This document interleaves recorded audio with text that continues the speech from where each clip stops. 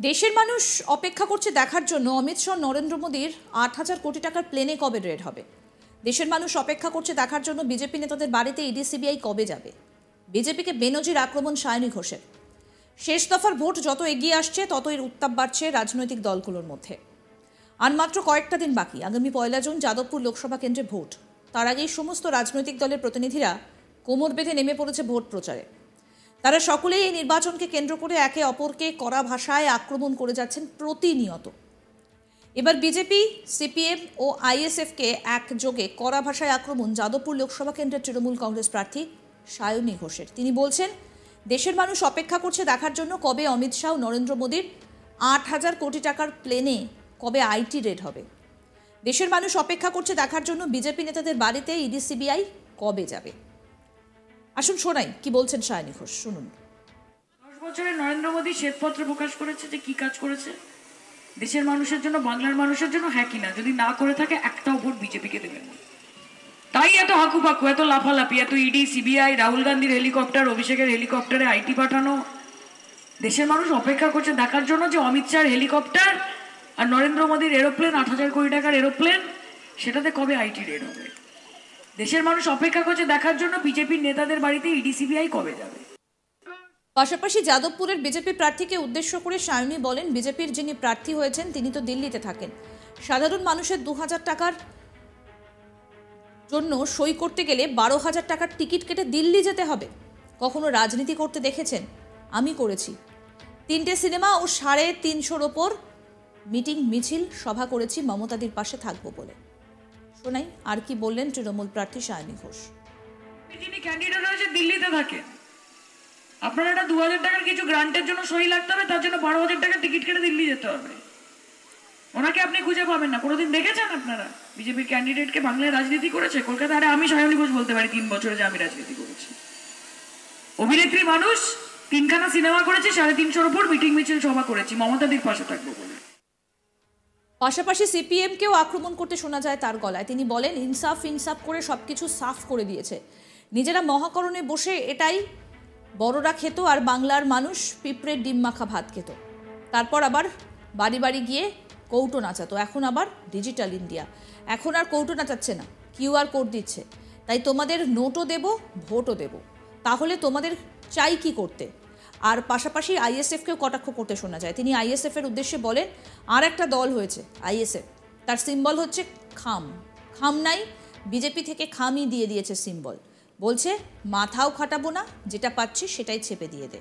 পাশাপাশি Sayani ঘোষকেও ED CBI ডাকার প্রসঙ্গ এবার মুখ খুললেন তিনি।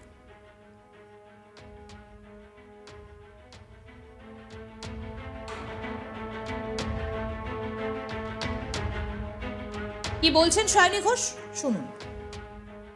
সিপিএম অনেক বড় বড় কথা বলছে। কি করেছে মমতা দি? কি করেছে মমতা বন্দ্যোপাধ্যায় ১২ বছরে? তোমরা ৩৪ বছরে কি করেছো ভাই? মমতা বন্দ্যোপাধ্যায়রা বাচ্চা সরকার, তোমাদের ৩৪ বছরে ইনসাফ ইনসাফ করে করে সব সাফ করে দিয়েছো। নিজেরা মহাকরণে বসে পেটাই পরোটা খেত আর বাংলার মানুষ পিঁপড়ের ডিম মাখা ভাত খেত। আর তারপর বাড়ি বাড়ি গিয়ে কৌটো নাচানো। এখন আবার ডিজিটাল ইন্ডিয়া। কৌটো আর নাচাচ্ছে না, বলছে ইউপিআই করে দাও, কিউআর কোড দিচ্ছি। তো তোমাদের ভোটও দেবো, নোটও দেবো। তাহলে তোমাদের চাই কি করতে সিপিএম? কিন্তু আপনাদের তো একই। चाय से शुरू हुई थी सरकार, गाय पे अटक गए और विकास के पापा रास्ते में भटक गए।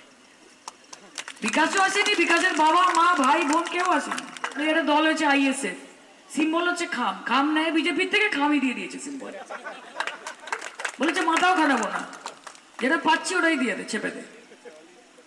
কাজে আমি তোমাদেরকে রিকোয়েস্ট করছি যে মমতাদির হাত শক্ত করতে হবে।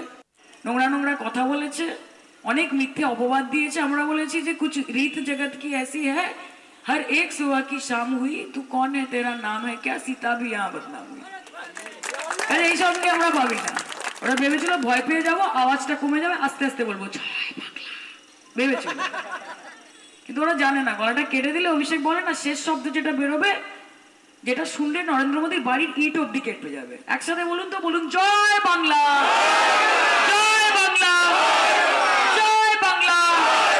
খেলা হয়ে গেছে তো, বিশ্বজিৎ হয়ে গেছে তো খেলা, চিন্তার কি আছে। শুক্রবার রাতে রাজপুর সোনারপুর পৌরসভা ৩৪ নম্বর ওয়ার্ডে একটা সভায় এসে বক্তব্য রাখতে গিয়ে এভাবেই বিজেপি, সিপিএম এবং আইএসএফকে একেবারে তুলোধনা করলেন সায়নী ঘোষ।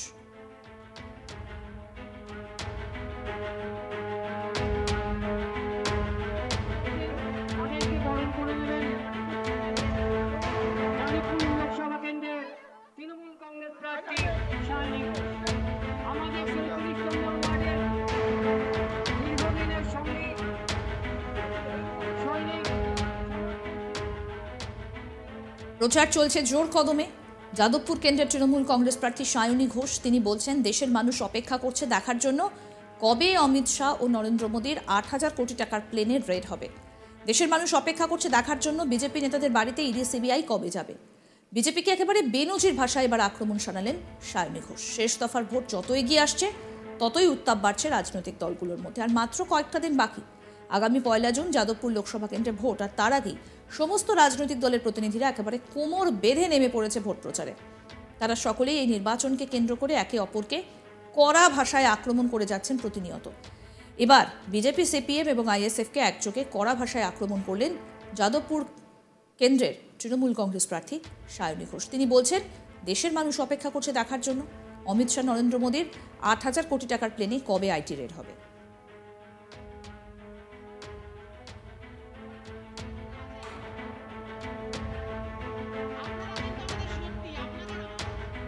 কি বলছেন সায়নী ঘোষ, শুনুন। শ্বেতপত্র প্রকাশ করেছে যে কি কাজ করেছে দেশের মানুষের জন্য, বাংলার মানুষের জন্য, হ্যাঁ কিনা? যদি না করে থাকে একটাও ভোট বিজেপিকে দেবেন না। তাই এত হাকুপাকু, এত লাফালাফি, এত ইডি, সিবিআই, রাহুল গান্ধীর হেলিকপ্টার, অভিষেকের হেলিকপ্টারে আইটি পাঠানো। দেশের মানুষ অপেক্ষা করছে দেখার জন্য যে অমিত শাহর হেলিকপ্টার আর নরেন্দ্র মোদীর এরোপ্লেন, 8,000 কোটি টাকার এরোপ্লেন, সেটাতে কবে আইটি রেড হবে। দেশের মানুষ অপেক্ষা করছে দেখার জন্য বিজেপির নেতাদের বাড়িতে ইডি সিবিআই কবে যাবে। পাশাপাশি যাদবপুরের বিজেপি প্রার্থীকে উদ্দেশ্য করে সায়নী বলেন, বিজেপির যিনি প্রার্থী হয়েছেন তিনি তো দিল্লিতে থাকেন। সাধারণ মানুষের 2,000 টাকার গ্রান্টের জন্য সই করতে হলে 12,000 টাকার টিকিট কেটে দিল্লি যেতে হবে। কখনো রাজনীতি করতে দেখেছেন? আমি করেছি। 3টে সিনেমা, 350-র ওপর মিটিং, মিছিল, সভা, মমতাদির পাশে থাকবো বলে। শোনাই আর কি বললেন সায়নী ঘোষ। যিনি ক্যান্ডিডেট হয়েছে দিল্লিতে থাকেন, আপনার একটা 2,000 টাকার কিছু গ্রান্টের জন্য সই লাগতে হবে, তার জন্য 12,000 টাকার টিকিট কেটে দিল্লি যেতে হবে। ওনাকে আপনি খুঁজে পাবেন না। কোনোদিন দেখেছেন আপনারা বিজেপির ক্যান্ডিডেটকে বাংলায় রাজনীতি করেছে কলকাতা? আরে আমি সায়নী ঘোষ বলতে পারি 3 বছরে যে আমি রাজনীতি করেছি। অভিনেত্রী মানুষ, 3খানা সিনেমা করেছি, 350-র ওপর মিটিং, মিছিল, সভা করেছি, মমতাদির পাশে থাকবো বলে। যিনি